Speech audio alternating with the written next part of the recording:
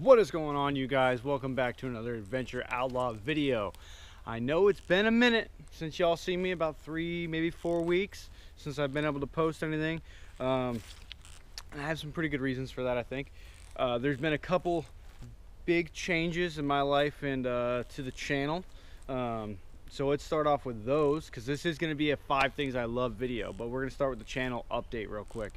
The bike. Something happened to the bike while I was away from YouTube, and I'll explain and I'll go in more depth on that in a minute. And the biggest thing that changed, and kind of part of the reason why I have been absent from YouTube for a few weeks now, is I'm a dad now. Me and my wife had a beautiful little girl about a week ago now, and that's been taking up my time for the last week, which I'm not mad about. The other thing is I've been crazy busy at work. And I'm also trying to wrap up a truck project. I've been working on my truck for quite a while now, and I'm ready to get that out of the way. So as far as the bike, something did happen. I don't think you guys are gonna be mad about it. I think it turned out pretty good. I don't know.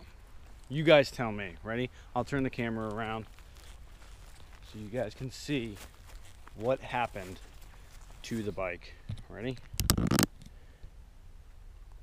There it is. I finally got my graphics in. The graphics are Decalworks graphics with the original GPX logo on there, custom color scheme on there. Those guys hooked it up. They did a phenomenal job. Awesome customer service. The fit is great. The other thing I changed was, you guys have previously seen the fender and the fork guards.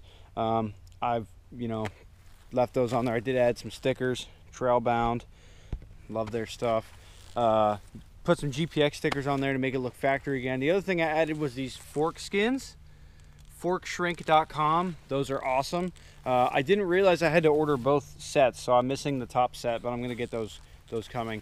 Other than that, it's the same bike. I just changing the look up a little bit. There are going to be some more things coming to the bike very soon. I have joined a team of guys. We're going to be racing the 24-hour Perry Mountain Challenge. It's in Maplesville, Alabama. It's something I've wanted to do for years, ever since I learned about the race. Just could never find a group of guys that were really committed to do it. But we now have either 5 or 6 of us. I'd have to check again, but we're all racing GPX bikes. So we're gonna be like, I don't know, maybe not the first people to race GPX bikes in a 24-hour race, but probably the first all GPX bike team to race the 24-hour Perry Mountain Challenge. So that's gonna be awesome. I'm looking forward to that. That's gonna be June 5th and 6th, I believe. So that's going to be awesome, guys. Definitely going to want to stay tuned for those videos. Awesome group of guys. And I think the cool part is, someone had mentioned, I think we have every model full-size GPX bike on our team. So I've got the E model, which means we must have somebody with a 2-stroke, somebody with a 300, and a 450. So that's going to be cool, guys. That's going to be really, really fun. Super excited about that. Let me know what you guys think about the bike down in the comments. Oh, and I do want to address, someone asked me if I put a Big Gun rev box on this thing, and the answer to that is no, I didn't. I don't have a rev box on it at all, or I mean, I have the factory CDI box, but I didn't put aftermarket one on there because Joe Henner said that the factory 8-pin, I think it was 8-pin, works really good on these, so I didn't change that. But anyway, guys, this is going to be a kind of an informal, just quick. I'm going to tell you my 5 things I love about my GPX Moto. So let's get into it. Behind closed doors, I'm a fool for your love.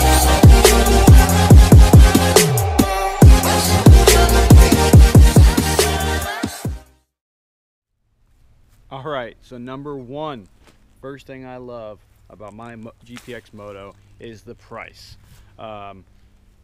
That is probably the most attractive thing right off the bat to anybody who's looking at one of these bikes, is the price. Nobody can deny that. These bikes are cheap, and I don't mean cheaply built. The prices are just phenomenal for a brand new bike, guys. I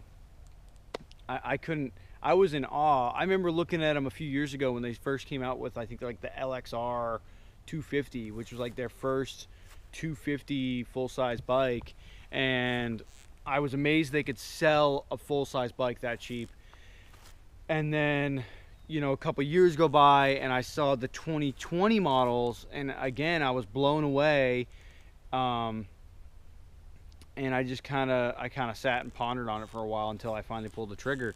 But the prices are phenomenal, guys. You're not gonna find a cheaper, or another bike that's this cheap and get this much value out of it. I mean, I know there's a bunch of people that might try to roast me in the comments saying that the Orion RXB 250 and 230, because I know they're offering two different motors in that chassis now, is a better valued bike.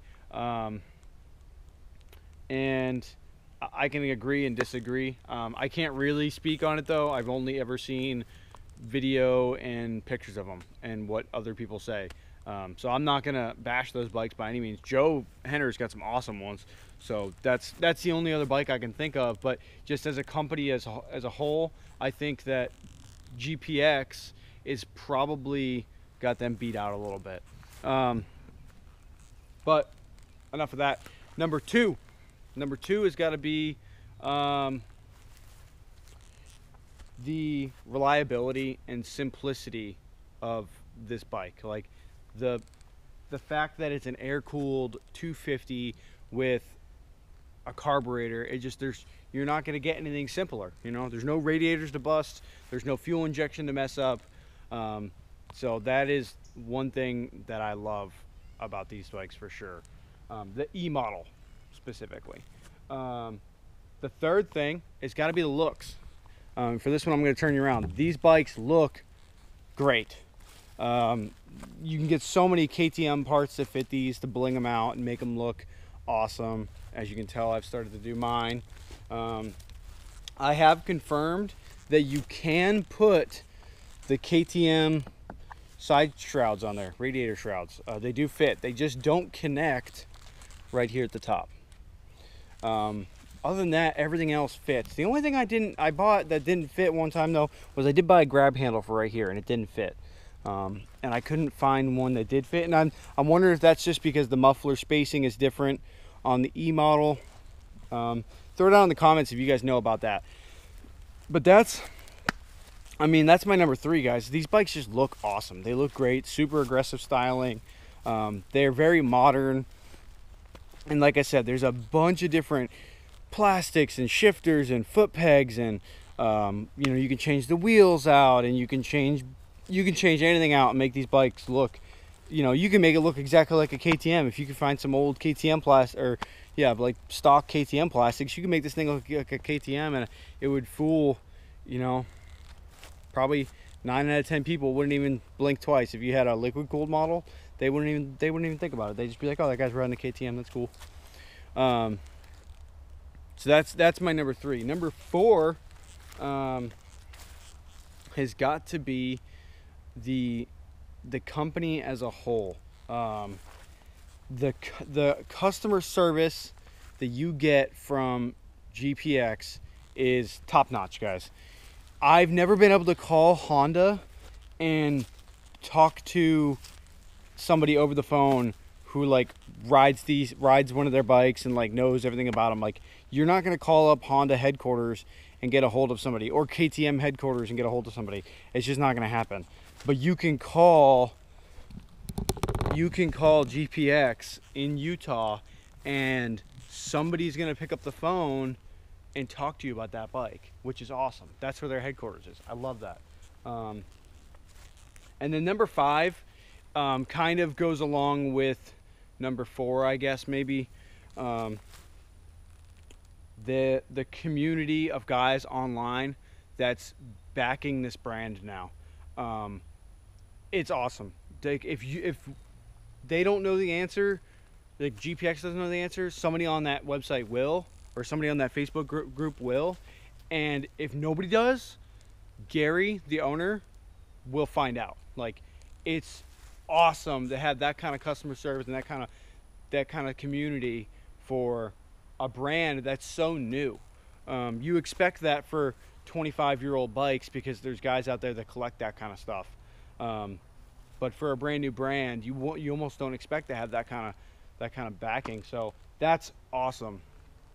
But that's my top 5 things, guys.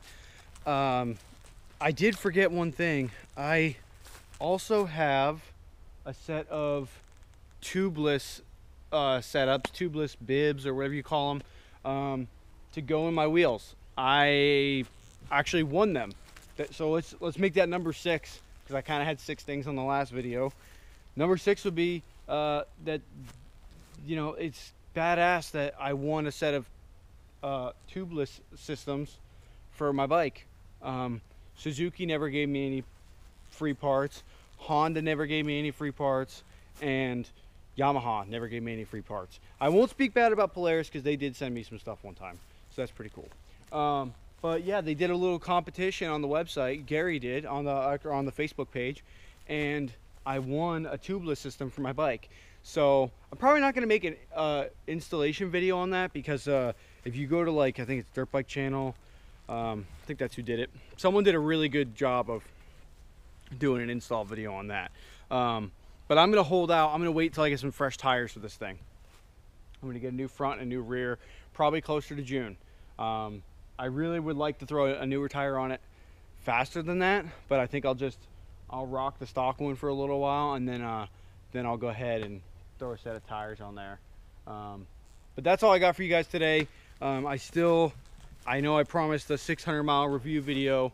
The bike still has 600 miles on it, don't worry.